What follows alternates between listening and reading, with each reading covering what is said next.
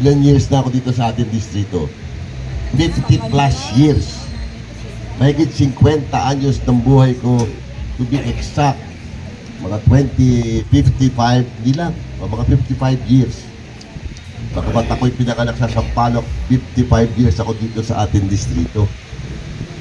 Kaya panahon pa ng mga nasyonalista at saka liberal. No.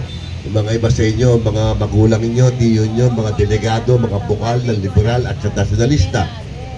Eh lahat yun nakasangga ko. Inampun ako ng nasyonalista, nakasama ko ang liberal. Parehong Pepe ang bossing dito nung araw. Pepe Atienza sa liberal, Pepe Santos sa nasyonalista. Oh, yung mga matanda sa akin, umamin na kayo. Oh, tatay ni Bulaklak yung isa, si Pepe Santos, doon naman sa Onyx nakatira. Oh, may manggahan. Anyway, salamat kay Consial Tolmac Ignacio. At nagpaparamdam siya ng pagmamahal sa mga tulad natin ng mga seniors. Ako naman, sabi ko sa inyo kanina, hindi pa tayo pare-parehong seniors. Magkakasama na tayo, ang karamihan sa inyo. Nung may asim pa kayo, may asim din ako. Ang problema lang, kayo wala ng asim, ako konti pa asim. Wah, kala ko kayo, no ha? Sabi nila, laki yung amado yan, itim pa ang buhok. Nakikita no, nakalimutan ko na magtina. Nakalimutan ko na magkulay. At least, kahit na papano, mga kasama ko, kaedad ko, ang mga buhok now showing. Si Tolmac, coming soon. Ako next attraction pa. Anyway, alam ba ninyo, nabukas na ang ating klinika? Actually, mini hospital for outpatient yun. At dahil kay Yorme Isko, dahil sa pagmamahal sa inyong lahat, talagang nakiusap siya ng mahigpit sa akin nung kinukumbinsi niya akong kandidatong congressman. Sabi niya kong, buksan mo na ang clinic. Bakit naman ako, Yorme? Eh wala naman kami sa pwesto. Bakit mo pinabubuksan sa akin? Eh ayaw na ng tao kako yung clinic natin na yan. Sabi niya, hindi. Hindi, sabi niya. Na-dengoy lang kayo. Sabi niya. Bakit kako gusto mong buksan? Nahawa ko sa mga seniors. Bakit kako? Eh ngayon, patakaran ng City Hall, kailangan daw mag-online para mag-appointment sa health center at hospital ang mga seniors. Tama po ba yun? Eh sabi niya, alam mo naman yung mga seniors natin, mayabang lang yun. Bakit ako mayabang? May cellphone lang yun. Pero hawak lang nun ang cellphone. Pag sinabi mo mag-online, ano yun? Tawag, text, nakakaintindi yun. Pero online, excuse me, iba ng lingwahe yun. So sabi niya, buksan mo na sa clinic natin. Sabi ni Yorme, hati tayo, Domats. Magkano ba kailangan dyan? Buwan-buwan. Ako pare, 1.2 million a month. Nung araw yun. Eh ngayon kako, inflation. Alam mo niyo sabihin ng inflation? Lahat tumaas na. Mahal na lahat. Tama ba ako? Pati yung pandak ako, umangat luksan ko. Umayag na rin ako. Ngayon, gusto kong balita sa inyo, nung umpisa namin ni Yorme yan, noong Oktubre, dalawa lang ang doktor natin. Mula February 1, sa dami ng pasyente, 3 na. Sa request din ng pasyente, pwede pa ka mag-request eh. Sir, lagyan mo naman kami ng Opta. Bakit Opta? Doble na makita ninyo kamo. So, kumuha ko ng Opta every Friday. So, ngayon meron na tayo Opta every Friday. Nung magawa na yon mula noong February 1, Sir, kuha ka naman ng cardiologist. Yun, hulog na ang panty ron. Cardiologist, sabi ko, excuse me ka ako.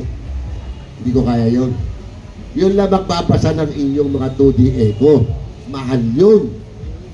Mahal yun. Cardiologist, ako pwede ba? Postpone mo muna yan. Pag nanalo tayo, kakausapin ko ulit ang Chinese General Hospital. Dahil nung araw, partner natin sila.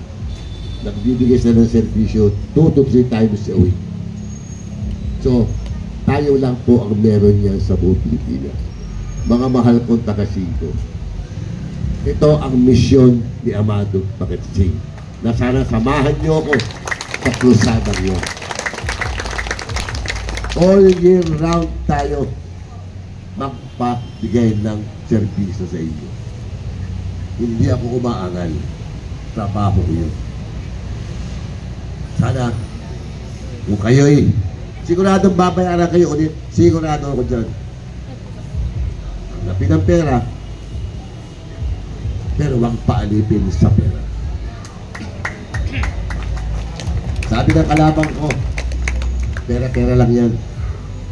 Lahat yan, pera-pera lang. Kaya sabi ni Bulaklak, dito Chensa, oh, kayo mga kasama ko sa kababaihan, sabi niya. Ewan ko sa inyo, basta't ako, sa laban na ito, sa congressman, doon ako sa Mumbai, ayaw ko ng taga-China. Sabi niya, at least yung Mumbai may 5-6. Good evening po. China, sabi niya, nakita niyo na ang pahirap na ginawa sa Pogo. Pinahirapan ng Pilipinas. Pati sino bumubuli sa atin, sabi niya. Sa West Philippine Sea, tinitira ang mga mandaragat natin. Pinuhos. Ngayon, maraming spy. Pamahalaan lokal, puro spy ng mga China. Kaya sabi ni Bulaklak, ako sa inyo, dito tayo sa Mumbai. Huwag na tayo paloko sa China. Mga mahal ko, mga taga-Singko. Sabi nga ni Cardinal Sin nung araw pa ito, tanggapin ang pera, iboto ang wasto at nasa puso ninyo. Huwag paalipin sa pera. Walang isip ang pera. Ang tao ang may isip. Kaya tanggapin ang pera, iboto ang wasto. At ako, handa akong maglingkod sa inyo. Handa akong gawin batas yung pinopropose ni Tolmac. At dadagdagan ko pa yan. Ginawa ko na ito nung congressman nyo ko. Bubuhayin ko yung mga ginawa ko nung araw na kumukuha na lang kayo ng gamot sa mga generic pharmacy na malapit sa inyo at Mercury. Naalala niyo nung araw? 14 na butika. 12 generic, 2 sa Mercury. Basta't nakita niyo yung logo ng Kabaka, malapit sa inyong barangay, pakita lang niyo yung GL ko, bibigay na yung gamot sa inyo. Maniningil na tapo sa Kabaka yun. Babalik ko po yun. Gagawa ko ng paraan mo. So, alin? Hindi, gusto niya yung orthopedic. Sabi ng mga babae, wag mo na pakialaman niya, Amado. Alam ko na bibigay ka, Amado, ng paa. Namimigay tayo ng paa sa mga puto ng paa. Huwag mo na kami pakialaman dyan. Bakit? Pag may paa yan, makakalayas ng bahay yan. Ngayon may inaantuhod yan. Laki yung katabi yan. Nakikita ko yan. May biro lang naman yun. Pero, binubuhay namin ni Felix Espiritu, yung Jaipur food. Okay? Nag-inupis. Meron ba silang ginagawa at tulad ng ginawa natin sa ating bisita? Wala. Tayo lang. Ang siraulo, dahil tayo lang ang may puso, tubulo sa pamilyang taga-Singko. Yan po ang katotohanan. Pati yung sports fest na ginagawa namin sa Kabaka, wala din yung pera ng gobyerno doon. Sariling sikat. Kailangan ng kabataan yan. Yan ang hiningi sa akin ng unang congressman ako. Amado, babakasyon na naman. Mga anak namin, hindi na malaman kung saan pupunta. Igawa ko ng programa para maging busy yan. So, sige ka ko. Gawa akong basketball, volleyball, chess, dama, nung araw, may bowling pa ako, may dart ako, may pool. Ginawa ko lahat yun. Wala naman ko ng yun. Meron ba kayo nandun sa akin? Wala. Baka tuloy-tuloy yan. Binubuno namin ni Crystal yan. Binubuno ko rin muna kasama ko si Crystal hanggang ulo. Dahil hiling ng ating mga kabis dito, ginawa niyo akong congressman, meron akong mandato, meron akong mukha para maghingi para sa aking distrito.